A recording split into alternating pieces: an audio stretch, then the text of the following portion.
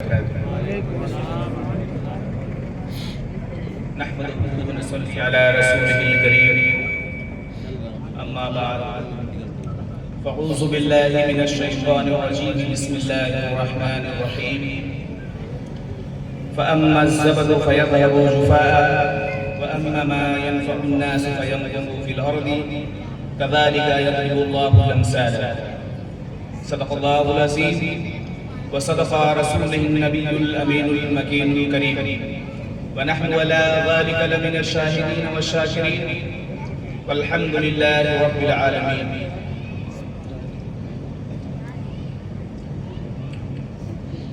آج کی اس تقریب کے باوقار مہمان خصوصی استاذ الاساتذہ حضرت علامہ مولانا الحاج الشاہ مسعود احمد برکاتی صاحب سے علامہ برکاتہ عالیہ، جن کے انتظامی امور اور عملی تدریس سے قوم باخودار و باکردار بن رہی ہے، آپ کے تخیل تدریس سے قوم باکردار بن رہی ہے، آپ ڈیووشن اینڈ ڈیڈیکیشن کے ساتھ اپنا فرض نبھاتے ہیں، آپ جسمانی شخصیت کے مالک فرض شناس انسان ہیں، آپ کی تشریف آوری پر ہم جامعہ حنفیہ فیضان رضا کے تمام مراکین و اساتذہ اور شہر واقعی کے جملہ علماء کرام کی جانب سے دل کی گہرائیوں سے استقبال کرتے ہیں۔ ہم چمنستانی علمی کے اسکول کی آمد پر سراپا شوق و نیاز ہو کر آپ کے خدمت عالیہ میں بصمیم قلب و جگر ہدیہ تشکر پیش کرتے ہیں کہ آپ نے اپنے عدیم الفرصتی و شب و روز کی گوناگون مصروفیات و مشغولیات کے باوجود ہماری اس ادنا سی دعوت کو شرف قبولیت سے نوازا اور اس پروگرام میں شرکت فرما کر کرم فرمائی۔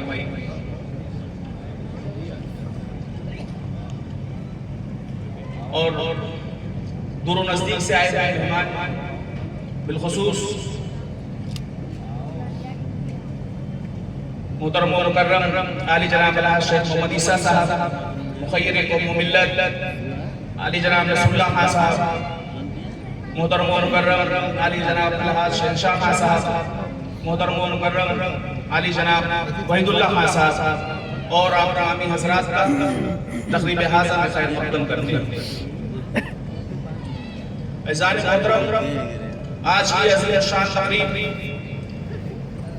ہمارے جامعہ کا 7واں سالانہ جشن وداعی علمی فضل تقریب۔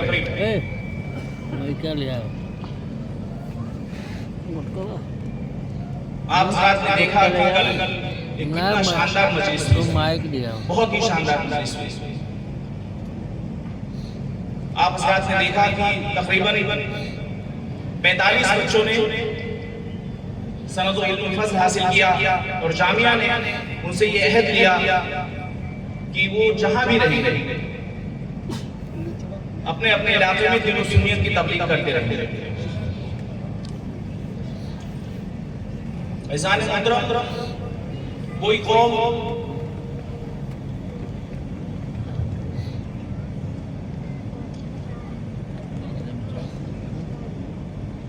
اس کی سماج کے لیے، اس کے مستقبل کے پلاننگ بنانے کے لیے اور ان پلان کو امپلیمنٹ کرنے کے لیے ایک تنظیم، ایک آرگنائزیشن اور ایک انجمن کی ضرورت ہوتی ہے، اور وہی ضرورت آپ کا رضا ایجوکیشن ٹرسٹ آپ کے شہر واقعی میں پوری کرے گا۔ رضا ایجوکیشن ٹرسٹ اپنے پوری ٹیم کے ساتھ، چاہے وہ ٹیچنگ اسٹاف سے ہو، چاہے وہ مینیجنگ اسٹاف سے ہو یا پھر آفس اسٹاف سے ہو، پرعزم ہے اور حالات کے تناظر میں، اس وقت کے حالات کے تناظر میں اس کے عزم اور بڑھ گئے ہیں۔ نئے ارادے، نئے ولولے، نئے جوش اور مستقبل کے ہر چیلنج سے مقابلہ کرنے کی ہر ممکن قربانی کے ساتھ آپ کے ساتھ کا، آپ کے سپورٹ کا منتظر ہے۔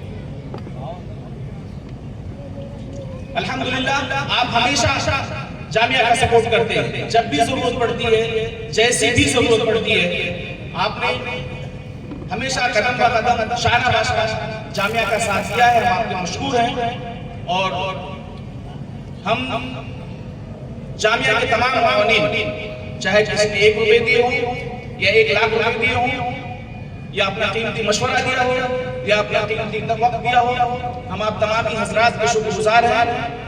اور اللہ رب العزت کی بارگاہ میں دعا گو ہے کہ اللہ تعالیٰ آپ کے اس دین کو قبول فرمائے اور ہم سارے لوگوں کا خاتمہ بالخیر فرمائے. عزیزان محترم، آج کے اس تیز و ترار دور میں صرف مدارس کی تعلیم سے کام نہیں چلتا. آج قوم کو عالم و فاضل اور مفتی کے علاوہ ڈاکٹر و انجینئر اور وکیل و جج کی ضرورت ہے. اور مذہب اسلام کا بھی صاف نظریہ ہے کہ ہر وہ تعلیم دینی تعلیم ہے جو اللہ کے نام سے شروع ہوتا ہو، اللہ اور رسول کی معرفت کراتا ہو اور انسان کے اللہ تعالیٰ کی پیدا کرتا مخلوق کے لیے فائدے مند ثابت ہوتا. اللہ رب العزت کی اس وسیع اور اس کائنات میں اس کے قدرت کی نشانیاں ہر طرف بکھری پڑی. اسلام نے اپنے پہلے وحی کے دن سے انسان کا آفاق و انفس کی گہرائی میں ہوتا سمجھنے کا حکم دیا. یہ اسلام ہی کی تعلیمات کا فیض ہے کہ دنیا کی اجڑ ترین قوم عرب احکام اسلام کی تعمیر کے بعد محض 1 ہی صدی کے اندر پورے دنیا کی پیشوائی اور امامت کے حقدار ہو گئے. دیکھتے ہی دیکھتے اسلام نے دنیا کو لا حاصل یونانی فلسفے سے آزاد کراتے ہوئے فطری علوم کی بنیاد عطا کی، جس کے بدولت ہزارہ سال سے جاری سلسلے میں انسانی میں عظیم کروٹ لی اور آج ہم اس کا فائدہ حاصل کر رہے ہیں. آج سائنس کی موجودہ تیز و ترقی نے زمین و آسمان کی لاتعداد پوشیدہ حقائق کو انسان کے سامنے لا کھڑا کر دیا ہے. لیکن آج سے 1400 سال پہلے انسان کے ذہن میں علم کی موجودہ عروج کا ادنا سا تصور بھی موجود نہ تھا. انسان ان جہل مرکب کا مجموعہ تھا کہ وہ اپنی جہالت کو عظمت کی علامت بتا کر اس پر نازا ہوا کرتا تھا. لیکن اسلام کے آفاقی تعلیمات نے اس دور جاہلیت کا پردہ چاک کرتے ہوئے ہزاروں ایسے فطری ضوابط بنائے جس پر آج کا سائنسی ذہن میں وہ حیرت ہے. عزیزان محترم، ہم جب تک علمی روش پر قائم رہے سارے جہاں کے امام و مقتدر رہے، جو ہی علم سے غفلت برتی اور جو سریا سے زمین پر گر پڑے. اور آج ہماری حالت یہ ہے کہ ہمارے اسلاف کا علمی ورثہ اپنے اندر ہونے والے ہزاروں بے شمار اضافات کے ساتھ اغیار کا اڑنا پچھونا ہے اور ہم ان کے پیچھے علمی اور ادبی، سیاسی اور ثقافتی، معاشی اور معاشرتی میدانوں میں در در کی بھیک مانگتے ہوئے نظر آ رہے ہیں. جو تاریخ میں دلچسپی رکھتے ہیں انہیں 2 جنوری 1492 کا وہ تاریخی دن یاد ہوگا جو مغربی دنیا کے لیے علم و فن، تہذیب و تمدن اور سائنس اور ٹیکنالوجی کا سورج لے کر طلوع ہوا تھا. غرناطہ اسپین میں ہونے والی سیاسی شکست کے بعد قوم مسلم شکست خوردی کی دلدل میں الجھ کر سو گئی اور عالم مغرب نے مسلمانوں کے تحقیقات و اکتشافات سے ان کے ناموں کو خرچ کر انہیں اپنے نام سے منسوب کر دیا اور قوم مسلم اس شکست کو مقدر کا لکھا کہتے ہوئے رو بیٹھ کر سو گئی. غفلت کی نیند میں سود پڑی قوم مسلم کو اس وقت فقط اپنے میراث سے شناسائی کی ضرورت ہے. جس روز اس قوم نے اپنے اسلاف پہ اس قیمتی ورثہ کو پہچان لیا یقیناً اپنے کھوئے ہوئے ورثہ کی طرف اٹھے گی اور وہ دن عالم اسلام کا بہترین دن ہوگا. محترم، آج قوم مسلم کی موجودہ زوال کا بنیادی سبب صرف اور صرف جہالت اور علمی روش سے کنارہ کشی اور ہمارے ملک ہندوستان میں 600 سے زائد سال تک جاہل حکمرانوں نے حکومت کرنے کے باوجود اپنی قوم کو حقیقی علوم انسانی سے دور رکھنا ہے۔ لہذا قومی سطح پر چھائے ہوئے احساس کمتری کے خاتمے کے لیے ضرورت اس بات کی ہے کہ نئی نسل کو اسلامی تعلیمات کے ساتھ ساتھ سائنسی تفسیر و تفہیم سے آگاہ رہا تاکہ ان کی سوچ کو مثبت راستہ ملے، ان کی سوچ کو پوزیٹیو وے ملے۔ مجھے معلوم نہیں کہ اس تعلیم کو کس نے دو حصے میں بانٹا، وہ میں نہیں جانا، بہت کوشش کیا کہ جانوں کہ آخر اس نے دو حصے میں بانٹا کس نے تعلیم کو۔ بہت کوشش کرنے کے باوجود میں نہیں سمجھ پایا کہ آخر یہ دنیاوی تعلیم کیا ہوتی ہے اور یہ دینی تعلیم کیا ہوتی ہے، اس کو کس نے بانٹ دیا۔ میں نے بہت کوشش کی، میں نے بہت کوشش کی جاننا کس نے کیا ہے، آخر کون سی چیز ہے، لیکن مجھے نہیں معلوم پڑا۔ بہرحال مجھے جو معلوم ہوا کہ بھئی جو سائنس ہے اسے لوگ دنیاوی تعلیم کہتے ہیں اور جو عربی یا اردو عبارت ہے اسے دینی تعلیم ہے۔ حالانکہ سب کو معلوم ہے یہ چیز صحیح، اس کے باوجود کوئی بولنے کی ہمت یا اس کو بدلنے کی ہمت نہیں کر پاتا ہے، جبکہ سائنسی علوم کی ترغیب کی ضمن میں اللہ رب العزت کلام مقدس میں ارشاد فرماتا ہے سنریہم آیاتنا فی الآفاق وفی انفسہم حتی یتبین لہم انہ الحق، ہم قریب انہیں اپنی نشانیاں اطراف عالم اور خود ان کی ذات میں دکھا دیں گے، وہی ہم۔ اس آیت کریمہ میں اللہ رب العزت ہم انسانوں کو ہمارے وجود کی اندرونی چیزیں اور کائنات میں جا بجا بکھری خارجی چیزوں کو جاننے اور سمجھنے کا مطالبہ کر رہا ہے، جسے دیکھ کر بندہ خود بخود پکار اٹھے کہ حق صرف اللہ کے ساتھ ہے۔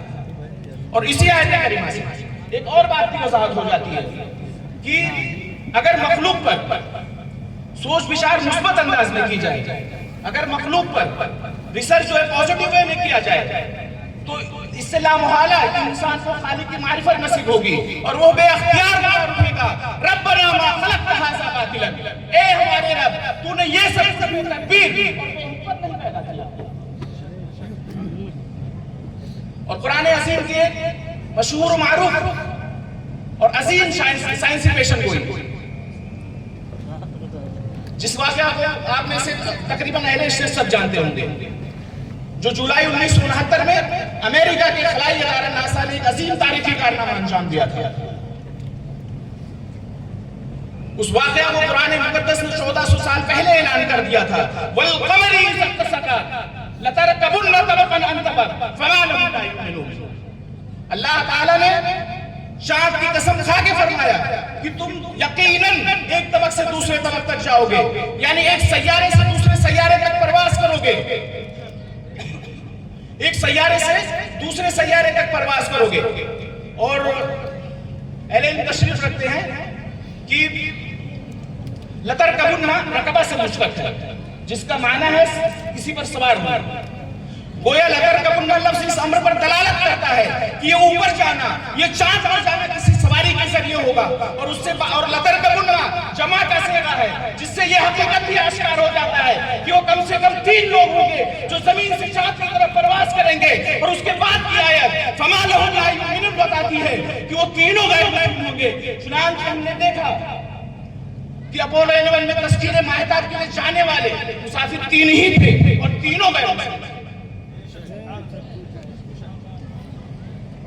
عزیزان محترم، اللہ تعالیٰ نے اس کائنات میں کئی نظام بنائے جو اپنے طور پر اپنی خصوصیات کے ساتھ رواں دواں ہیں، اور ان تمام نظاموں کے بارے میں ممکن حصول حقائق جمع کرنا سائنس کا کام ہے۔ اللہ تعالیٰ کے پیدا کردہ عالم اور ان کے اندر جاری و ساری تمام فنکشنز کا بنظر غیر مطالعہ کر کے انسان کائنات میں چھپی تمام پوشیدہ حقائق کو انسان کی فلاح و بہبودی کے لیے سامنے لانا سائنس کا کام ہے۔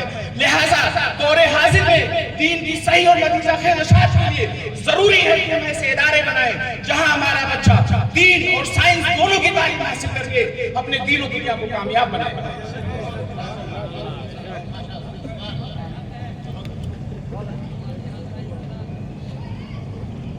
عزیزان محترم، بڑی عظیم شخصیت بیٹھی ہوئی ہے، باتیں بہت کرنے کی تھی لیکن چونکہ وقت گزر رہا ہے، وقت زیادہ ہوتا ہے، مجھے معلوم ہے آپ حضرت کو سننے آئے ہیں، اس لیے میں زیادہ بات نہیں بولوں گا اور ایک آخری بات کہہ کے میں اپنی بات کو ختم کر دوں گا۔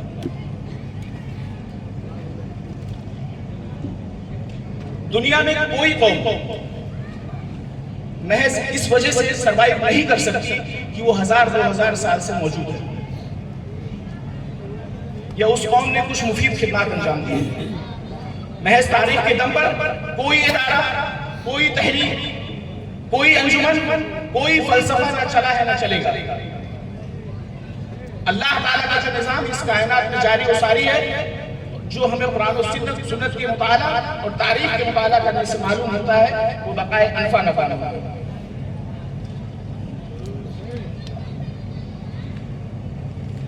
اللہ تعالیٰ قرآن مقدس میں ارشاد فرماتا ہے فَأَمَّا الزَّبَدُ فَيَذْهَبُ جُفَاءً وَأَمَّا مَا يَنْفَعُ النَّاسَ فَيَمْكُثُ فِي الْأَرْضِ كَذَلِكَ يَضْرِبُ اللَّهُ الْأَمْثَالَ۔ جس چیز میں کوئی نافعت نہیں، جس چیز میں کوئی پیغام نہیں، جو چیز کوئی اہم خدمت انجام نہیں دے سکتا، جس پر انسان کی بقا اور اس کی نشو و نما اور انسان کے راحت و ترقی کا انحصار نہیں، اسے قرآن مقدس نے ضبط کے لفظ سے ادا کیا ہے، جو بہت ہی جامع اور نہایت ہی وسیع و عمیق لفظ ہے۔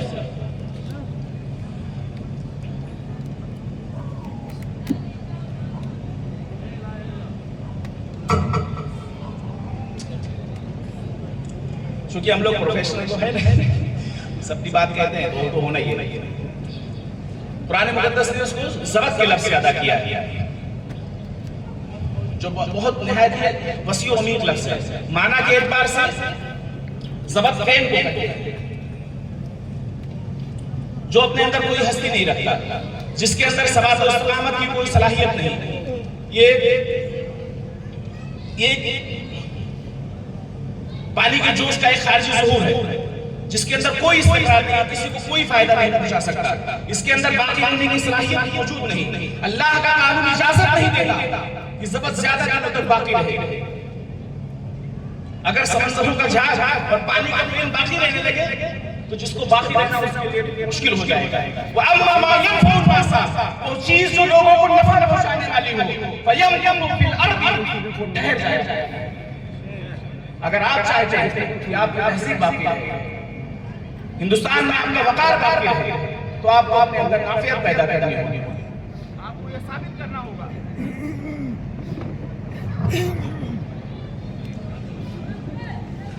قوم مسلم ملک کی ضرورت ہے، سماج کی ضرورت ہے، آپ کو یہ ثابت کرنا ہوگا کہ ملک کی ترقی قوم مسلم سے پیچھے چھوڑ کر نہیں ہو سکتی، قطعی نہیں ہو سکتی۔ آپ کو اپنے کو نفع بخش بنانا ہوگا، اپنے اندر نافعت پیدا کرنی ہوگی، کیونکہ زمانہ جس زبان کو سمجھتا ہے اور جس زبان کو سمجھتا ہے، اور یہ ہر زمانے میں سمجھا گیا ہے، اس کے لیے کسی ترجمہ کی ضرورت نہیں۔ آپ عربی میں کہیں گے تو زمانہ سمجھے، آپ اپنے مادری زبان میں کہیں گے تو زمانہ سمجھے گا، آپ گونگا اشارے سے کہے گا تو زمانہ سمجھے گا، اپنے زمانے کا کوئی صحبان اور کوئی لسان آئے گا تو زمانہ سمجھے گا۔ زمانہ جس زبان کو سمجھتا ہے وہ نفع کی زبان ہے، وہ زندگی کے استحقاق کی زبان ہے، زندگی خیرات نہیں، اسے خود حاصل کی جاتی ہے۔ آپ اس کا استحقاق پیدا کر دیجئے، دنیا آپ کو تسلیم کرنے پر مجبور ہو جائے گی۔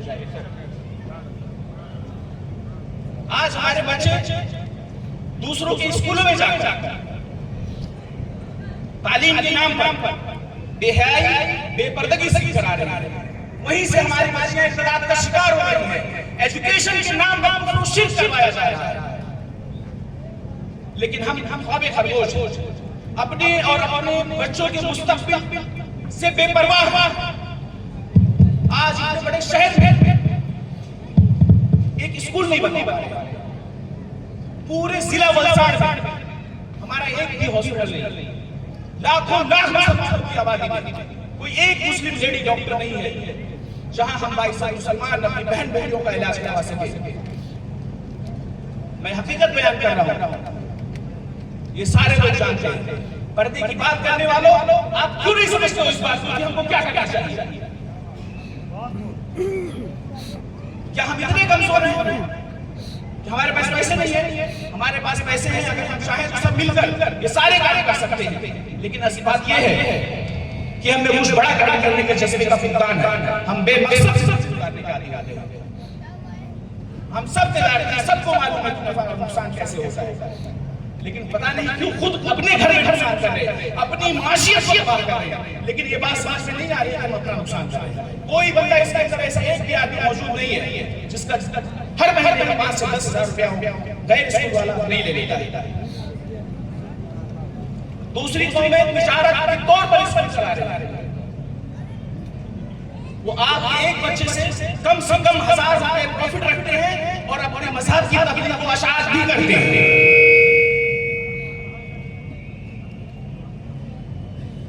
وہ آج وابی شہر میں، چونکہ ہم وابی کی بات کرتے ہیں، وابی شہر کے اندر میری جانکاری کے مطابق 1200 روپے سے لے کر 6000 تک کا منتھلی فیس لیا جاتا ہے. وہیں آپ کا رضا انگلش اسکول صرف 400 روپے میں یہ کام کر دیتا ہے. یعنی 3 گنا سے لے کر 3 گنا زیادہ سے لے کر 15 گنا زیادہ فیس آپ سے لیتے ہیں. اور شرک و شرک اور بے حیائی اور بے پردگی بونس میں دیتے ہیں. اگر کوئی یہ سمجھتا ہے کہ رضا کا تعلیم میں معیار بہتر نہیں ہے تو میں اس کو اوپن چیلنج کرتا ہوں کہ وہ دوسرے اسکول کے ایک بچے کو لے آئے اور ایک رضا اسکول سے بچے کو لے دے. دونوں میں 9-10 فرق نہیں آئے گا انشاءاللہ. جس طرح آپ ایک غریب کی بچی، ایک رکشے والے کی بچی، ایک غریب مزدور کی بچی، ایک ڈرائیور کی بچی اسی استاد سے، اسی درس گاہ میں، اسی چٹائی پر بیٹھ کر عالمہ اور فاصلہ کر رہی ہے، آپ ایک اسکول بنوا دیں انشاءاللہ. کل مزدور کا بچہ، غریب کا بچہ ڈاکٹر انجینئر بنا ہوا دکھائی دے گا.